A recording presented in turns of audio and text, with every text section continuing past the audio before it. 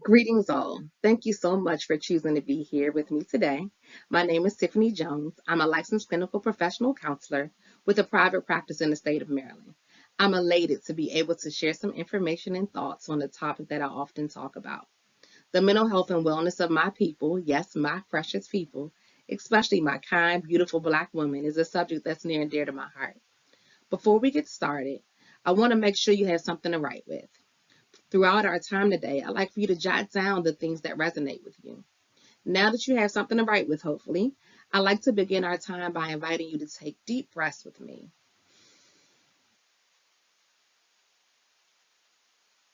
Deep breaths in, hold for a second, and then breathe out.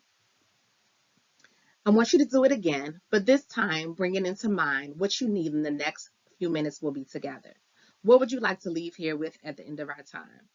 Let's go ahead and set some intentions now in doing our time together. I ask that you keep those goals in mind. Thank you for participating. If deep breathing is not your thing, it's okay. If that's not what you use to get focused, it's okay. And it didn't work for you, that's okay. Because an important part of understanding self care is knowing what you do like and what you don't like. I like to start off by sharing a few of my favorite self care quotes. During our presentation, feel free to share some of your favorite quotes in the chat as well. Take care of your body. It's the only place you have to live. That's by Mr. Jim Rohn. Take care of yourself doesn't mean me first, it means me too. L.R. Nost. When you say yes to others, make sure you're not saying no to yourself. If your compassion does not include yourself, it's incomplete. Jack Cornfield.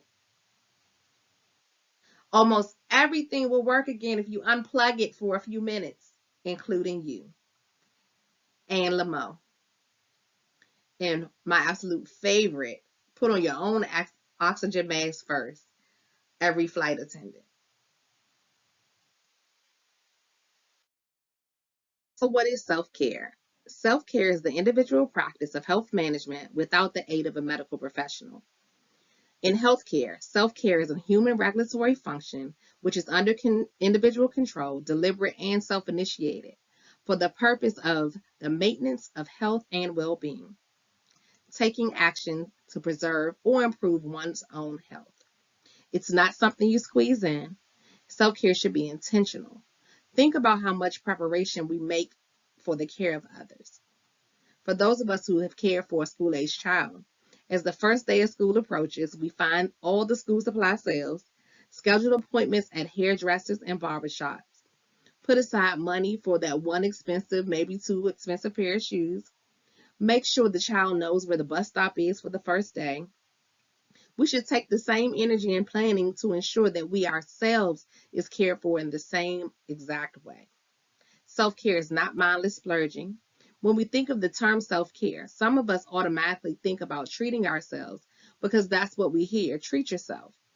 Some think of buying something, going ahead and making that big ticket item purchase, or doing something else mindless to indulge ourselves. Well, newsflash, self-care is not an excuse to overspend or go overboard at happy hour just to escape or even the more popular retail therapy. These things are cool, but they provide instant gratification without any long-term payoff. In actuality, self-care is so much more than splurging and pampering. Self-care should be about creating moments to breathe, renew, and replenish ourselves. Shouldn't be viewed as a waste of time. Again, it's intentionally set aside time that one uses to give back to themselves some of what they have poured out to others. It shouldn't be viewed as time you could be using doing something else. It's of the utmost importance because it allows you to replenish yourself and prevents depletion of our good health. Self-care is an inward act of compassion that allows you to replenish physically, mentally, spiritually, and emotionally. It is imperative to maintain a healthy relationship with yourself. So, what is spirituality? It's a belief in a higher power. It involves the recognition of a feeling or sense or belief that there is something more to being human than the sensory experience, and that the greater whole of which we are a part is divine in nature. When we discuss self care, I want you to keep in mind that there are several dimensions to wellness, which in turn means there are several dimensions to self care. Different schools of thoughts vary regarding how many there really are, but for the purposes of today's discussion, I like to focus on 8 of them. Physical wellness encompasses a variety of healthy behaviors, including adequate exercise, proper nutrition, and abstaining from harmful substances. Physical self-care focuses on movement of our bodies, health, nutrition, sleep, and resting needs. Some examples are walking, taking a bath, getting proper rest, and eating nourishing foods. Emotional wellness or self-care deals with the ability to feel and freely express emotions, the ability to achieve a sense of fulfillment with life. It encompasses self-esteem, self-acceptance, and the ability to share feelings with others. Emotional self-care includes navigating emotions, increasing empathy, and managing stress effectively. Some examples include saying no, creating time and space to reflect on feelings, practicing self-compassion, and the implementation and maintenance of boundaries. Psychological wellness includes creative, stimulating mental activities.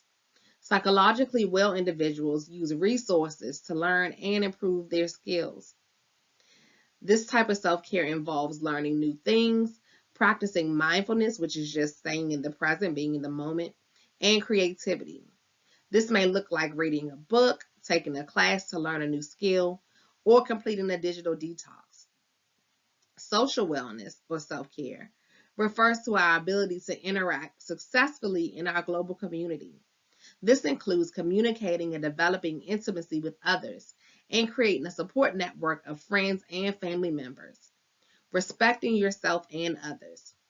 This dimension also involves one's ability to develop a sense of belonging by contributing to the community and world on some level.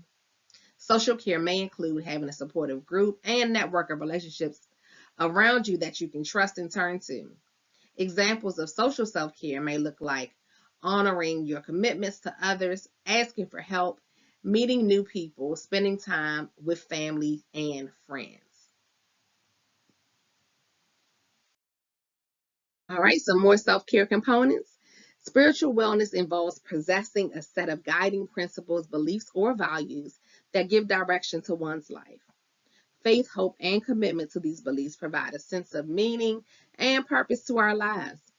The willingness to seek meaning and purpose in human existence, to question everything, and to appreciate that there are some things that just can't be understood. Spiritual self-care includes having belief in values that are important to you and govern your life. Example of spiritual self-care may be reflected in a journal, going to a retreat, or taking a walk in nature.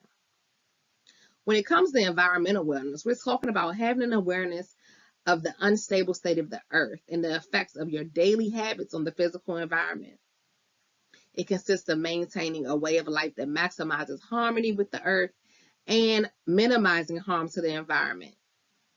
This type of self-care involves having an environmental clutter-free workspace that's conducive to productivity.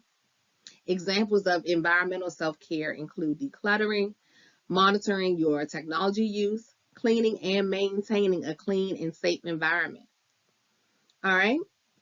Financial wellness has to do with our relationship with our coins, right? And how we feel about money. This self-care involves being responsible with your finances and having a conscious relationship with money.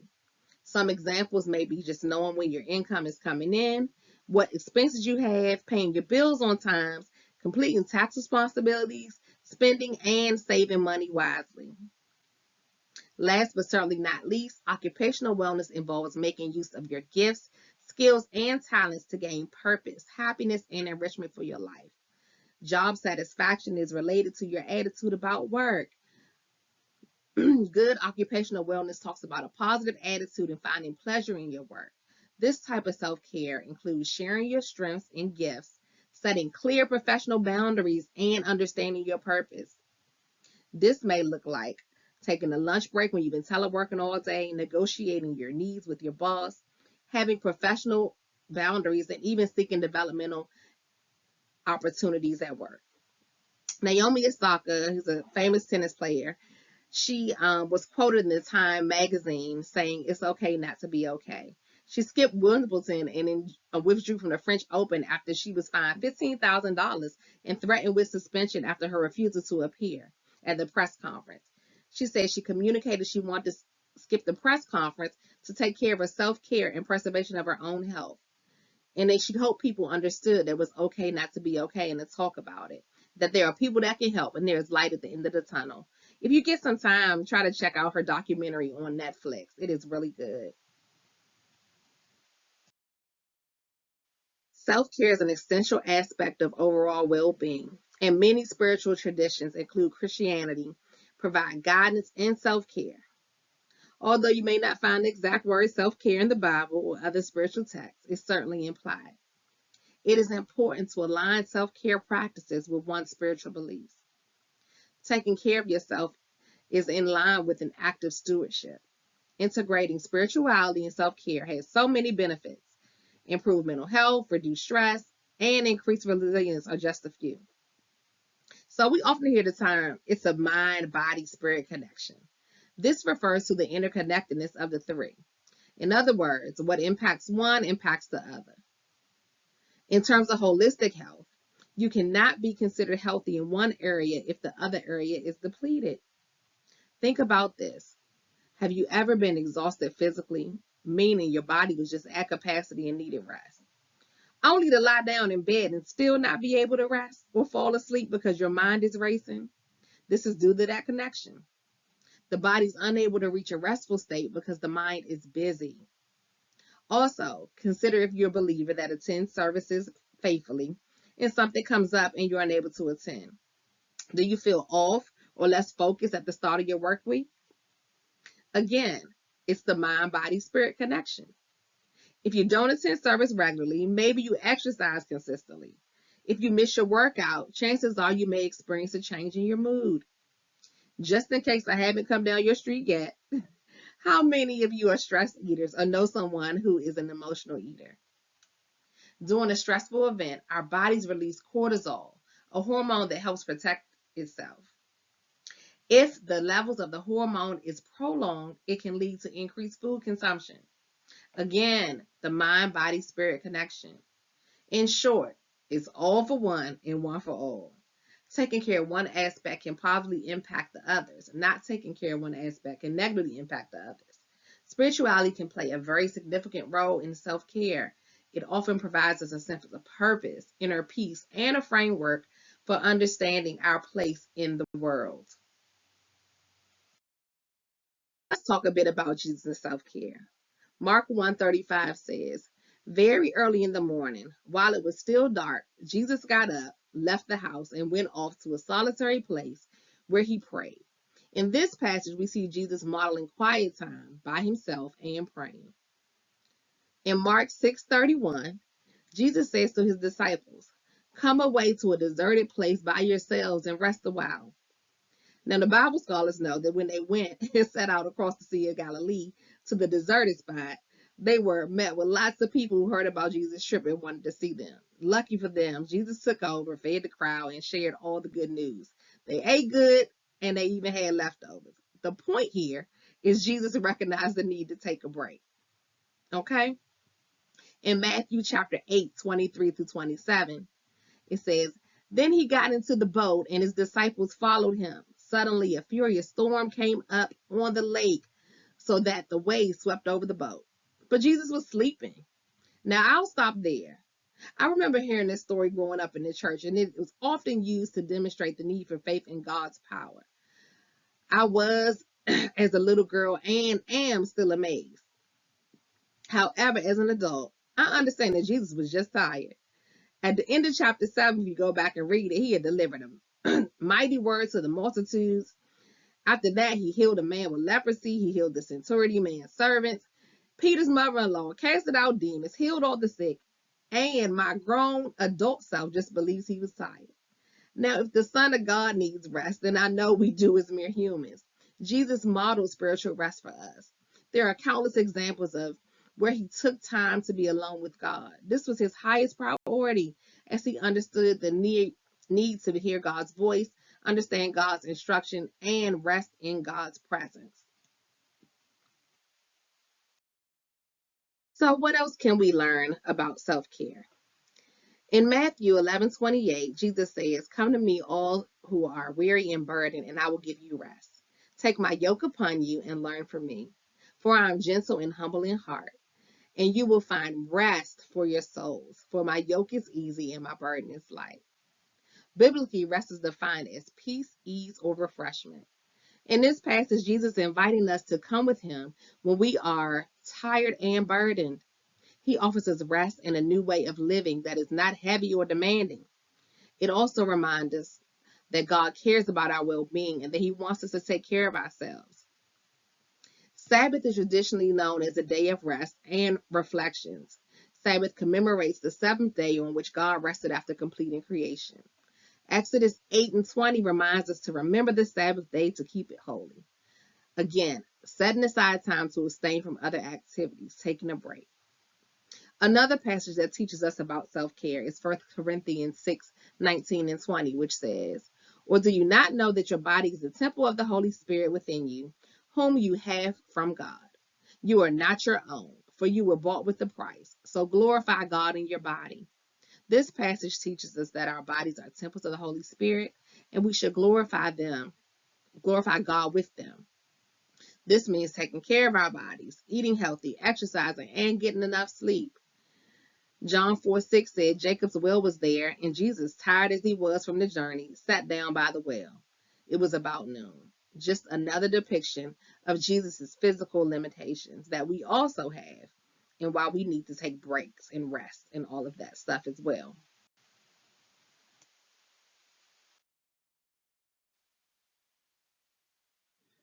Mark 12:31 says, "And the second is like, namely this, thou shalt love thy neighbor as thyself. There is none other commandment greater than these." The scripture emphasizes that the need to care for oneself to be better able to care for others.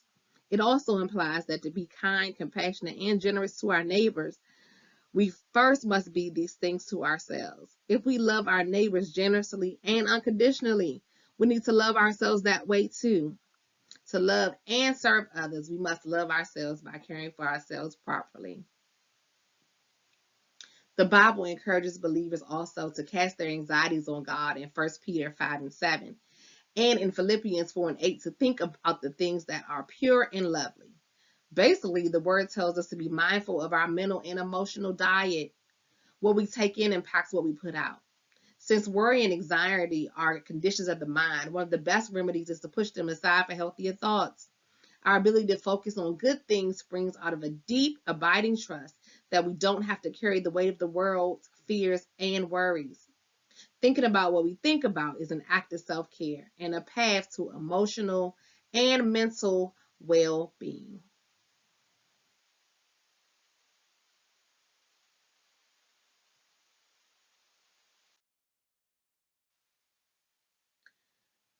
So I want to stop a moment here. Let's take a reflective pause and take a moment to reflect on the following. One, how do I normally cope with stressors? While I was growing up, what were the messages that I received about asking for help and support? How do people in my culture respond to stress, difficult situations, and traumatizing experiences? These questions may require some additional reflection, but I really want you to begin to feel what creating moments to pause and reflect feel like. I encourage you to also to tune into your bodies if it's safe for you to do that, to see where you feel it in your body when you begin to think about these questions. Our bodies have very pertinent information about how we are feeling. And if we can learn to tune into those things, then we can get better insight about how we are creating self-care for ourselves.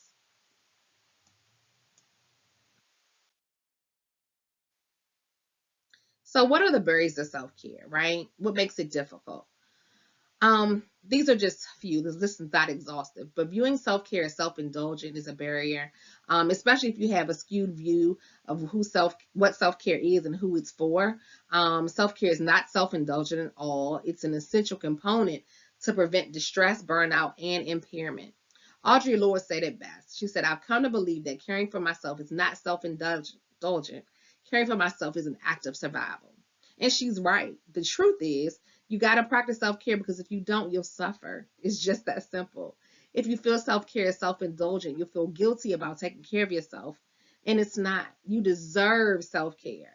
If you notice you have a hard time believing this for yourself, there is help. And I'm more than willing to assist by connecting you with someone who can assist you with that. Believing self-care must be extravagant is a fallacy, and another reason why people find it hard to implement self-care strategies. Extravagance isn't what self-care is about.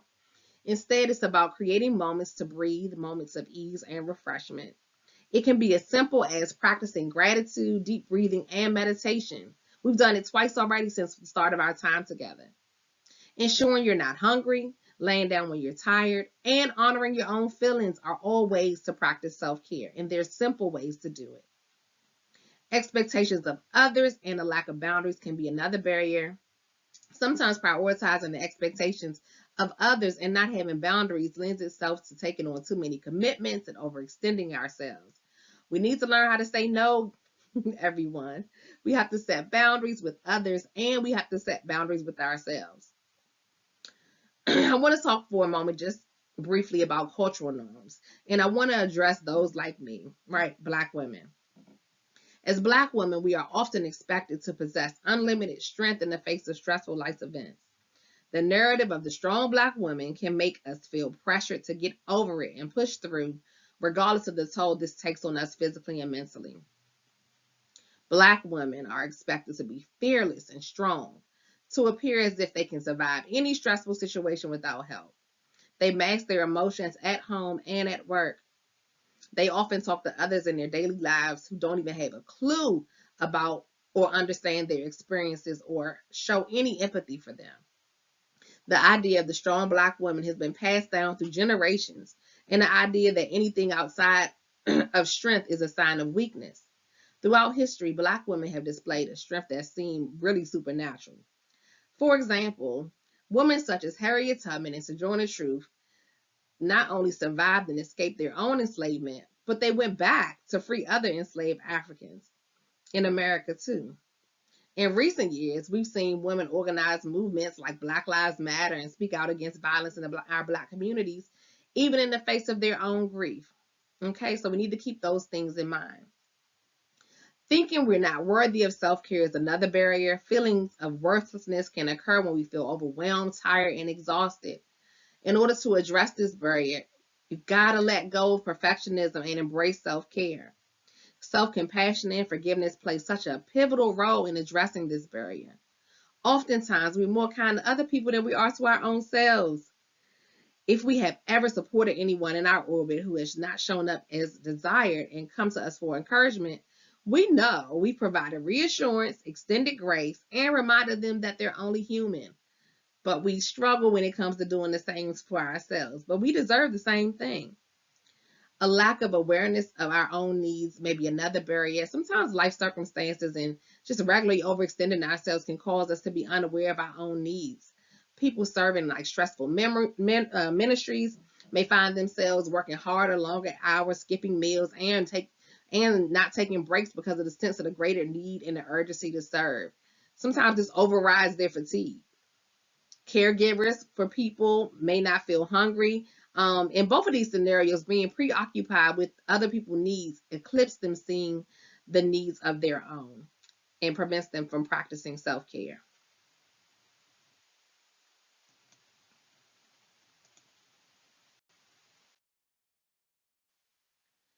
So, indications of self-care deficit. Allostasis refers to the process by which the body responds to stresses to regain homeostasis, which is a balance or state of equilibrium. When we begin to get stressed out and don't practice self-care, our bodies give us indicators. Just as for those of us who drive in our vehicles, we have check engine lights. That's what I'm talking about here. We're talking about our check engine lights. What are the signs we have for ourselves when we need to decompress and reset? They may be physical and be like body aches, tense muscles. They could be emotional, looking like a lack of interest or a sad mood. They can impact us psychologically, in our concentration and our focus.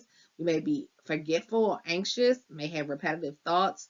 In terms of spiritual, we may feel disconnected from our beliefs, a lack of motivation to participate in our religious or spiritual practices. Socially, it may look like a lack of interest or, a preference to be by ourselves. Environmentally, we may not, keep our areas tidy and have clutter in our homes. Um, Occupationally, we are all familiar with compassion fatigue or burnout or lack of motivation. Sometimes it impacts us that way, and the signs may look like that. Financially, it may look like splurging a little too much, not being conscious of your budget, and all those things. We need to keep all these things in mind, and we need to pay attention to the signs when we are operating from a deficit.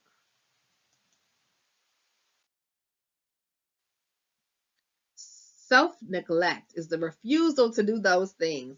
This is what it looks like when we don't pay attention to those indicators and those check engine lights we just talked about, and we keep ignoring them.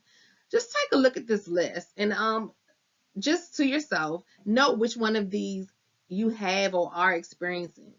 Be mindful that these things can often be signs of anxiety and depression, and anxiety and depression are like first cousins. So let me share just a few stats with you. According to the Black Women's Health Imperative, the number of Black women who report feelings of depression is slightly higher than white women. 3.9% of Black women report feelings of sadness compared to 2.9% of white women. 2.4% of Black women report feelings of hopelessness compared to 1.9% of white women. WebMD statistics show that Black Americans are more likely than white Americans to grapple with feelings of sadness, worthlessness, and despair.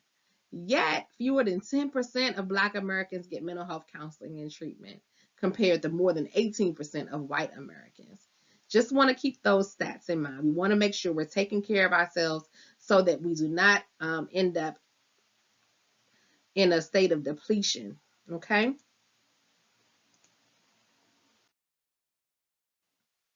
So there are many resources available. Some self-care resources are mental health apps.